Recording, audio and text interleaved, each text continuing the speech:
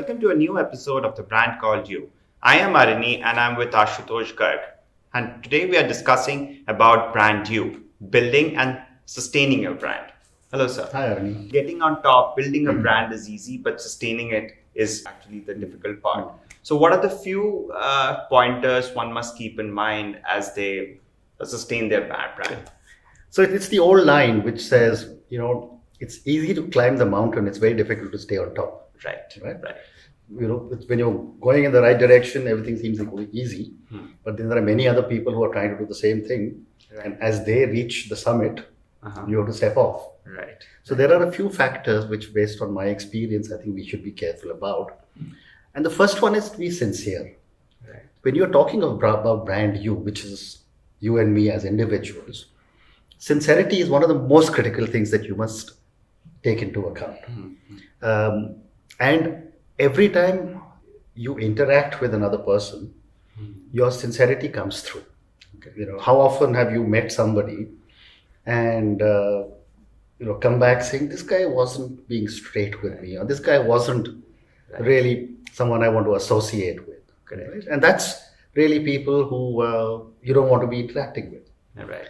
So most of us, whether it's you or me or anyone else we meet, they respect sincerity. Right. And they're willing to be able to listen to you if you're coming across as honestly. So that's the first ingredient of making sure that you are able to stay where you are once you reach the top. Of course, you need these qualities to reach there as well. Right.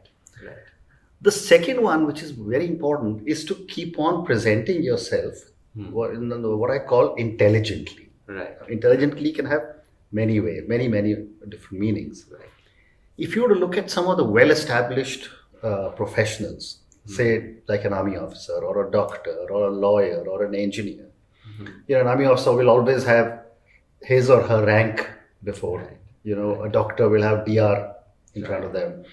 Engineers have started putting ER. Correct. Chartered accountants are putting CA. Right. But for common individuals, who have done various kinds of degrees, you don't preface it by saying MBA Ashutosh Garg or MBA Arani Chaudhary, that kind of stuff. You don't say that. Right. So therefore, you need to be able to make sure that whoever is talking to you, listening to you, is seeing you as coming across as someone who knows what you are saying. And you and I have often discussed this about the fact that if you don't blow your own trumpet, nobody else will blow it for you. Correct. And the corollary is don't blow it so hard that it starts to hurt people's ears. Right. So therefore, you've got to be intelligent about it. And I'm sure you again experienced people who you come back and say, this person talks too much. And there's no substance in that individual's conversation. He just has what I call the I disease. Everything is me, me and myself. Correct. So, when you're presenting yourself, you've got to be able to also say, who are you? What are the skills you have? What are your interests? What are your hobbies? Right? Because remember that brand you is not just your qualification or your title at wherever you're working. Right. It's your entire persona which carries itself with you. It includes your skills, it includes the way you stand, the way you behave, the way you interact with people, etc., etc. And once you're able to get this unique persona, which you're communicating intelligently to various people, that is what I would say is important for you to sustain brand you. Correct. The third aspect is what I often say is that we have to be original. Right? You are a guru of in technology and in media. I am not. If I start to pretend that I can do what Arani is doing, I'd make a fool of myself because I don't have any depth in the content or the understanding that you have. Right.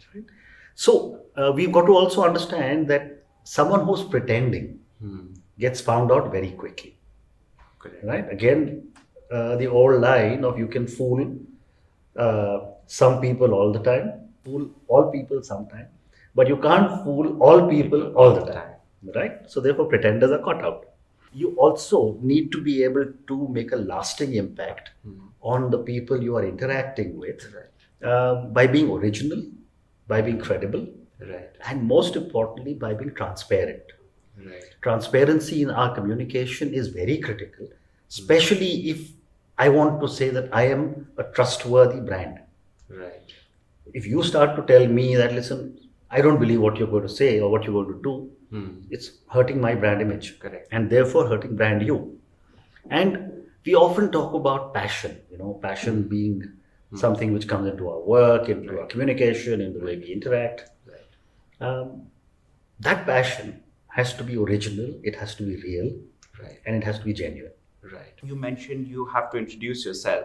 So is that something that I should prepare beforehand? If somebody asks me, okay, what do you do? I should have a set answer to that, or is it something that evolves with time? No, you are evolving all the time. Correct.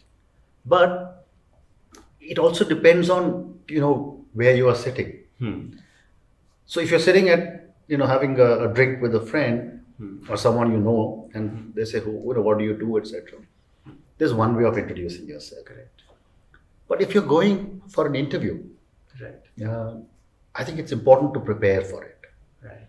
I've often told people I coach that before you go for an important meeting, and I used to do this when I was much younger, I would dictate to myself. In those days, we used to have what used to be called dictaphones, Correct. those tiny little tapes. Right. But today, your phone has the same capability. Voice memos. Voice memos. So you dictate to yourself exactly how you would speak. Right. Then you hear it back, and every time you hear it back, you realize that my introduction can get better. Correct. Because no matter what you say or do, every time you listen to yourself, you say, why am I saying this? Right? So that's an investment you should make whenever you are thinking of your own introduction. Right.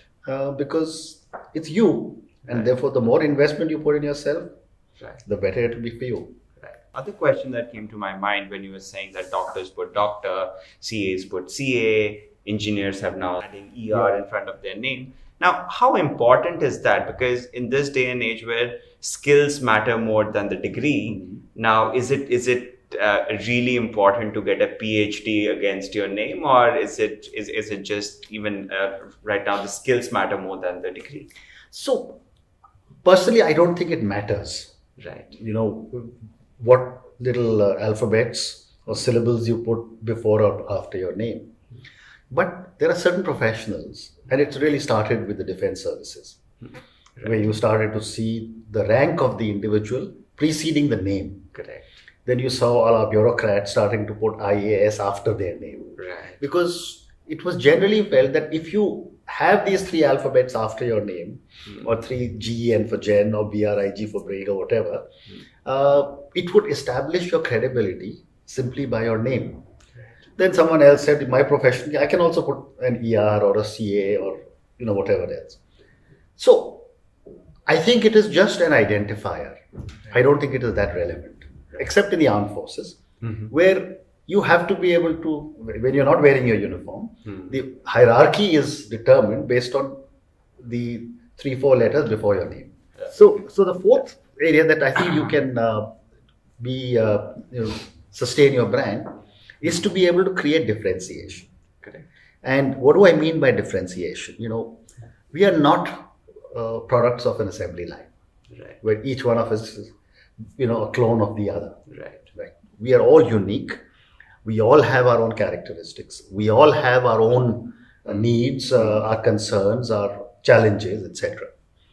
So, therefore, in order to be able to stay ahead of the game, and I'm sure you have heard this, all our listeners would have heard it many times, to stay ahead of the game, you need to keep investing in yourself. Correct. Right? Otherwise, every day you get a little more obsolete because something new has come which you haven't bothered to educate yourself. I'd like to dig a little deeper. Sure. And so, what does this investing in yourself mean? Okay. So investing in yourself means that today I have certain skill sets Right. acquired over 45 years of working. I could either sit back and say that I'm already sitting in a senior position and I know everything, Right. or I could sit with my co-founder like you and say, already teach me what is digital marketing. Right. I could say, ask you to do, tell me what all is happening in the world of technology. and so on and so forth. One is a curious mind, which is constantly learning. The other is a content mind, which says, I have no interest in learning anything new. I've already been there, done that, and Right. that's about it. A curious mind will remain young forever. Right. A content mind, when I say content, means someone who's oversatisfied. Okay. Not That's content. Okay. That's from contentment. Okay, content. Not content as the content of a database or something like that. Right. So if a mind has already reached contentment, then it starts to die. So therefore, investing in yourself has to keep happening in whatever you are passionate about. I know people, an uncle of mine, after he retired from the army, he was very, very good with languages. So at 60, he learned how to speak Spanish. Right. And from the time he was 60 till he was 75, he was teaching Spanish. He was flying with the government to Spain with delegations. He became a translator. Wow. And he would translate documents and he would transfer. Now, here is an individual who actually invested in himself, something he was passionate about, Wow. and got so much recognition because he said, I want to do something different. Because if he hadn't done it, the Spanish language wouldn't have come to him out of the blue. Right. Then there are also people who learn a new language. I just spoke to you about. There are Right. people who learn musical instruments. Right. There are people who are very good in sports. There are people good in public speaking. Right. There are people who are doing all kinds of different things to differentiate themselves. Right. And that is what I would call truly investing in yourself. Okay. I mean, you may tomorrow say, I want to go to Harvard Business School to do an MBA. Right. That's an investment you're making in yourself. Right. Okay. So, I think if I was to try and summarize, what building brand use and sustaining it is that number one, you have to be confident of yourself. Your own confidence will reflect in your personal brand. Right. It will take time. It will be painful, but slowly but surely, brand you will get established. And if your ingredients are right when you're building brand you will find you will be able to stay there as well. Okay. Once you've established yourself, and if you're really strongly ensconced in whichever place you're in, then it's going to be very difficult for someone to dislodge you. The only one who can be your greatest enemy is yourself, because you just decide to stop investing in yourself. You decide to stop doing things which led you to building brand you and reaching that pinnacle. That's damaging yourself. The wider the acceptability of your brand, the greater resilience you're building in the brand. And for every time that you're going out and talking to someone, I think it is becoming more and more essential to become the winner, to become the individual who has a strong brand, and to be able to constantly keep on saying, I stand for this, I stand for these values, this is who I am, these are my skill sets. Right. And that is brand you. All right. Thank you so much, sir. Thank you.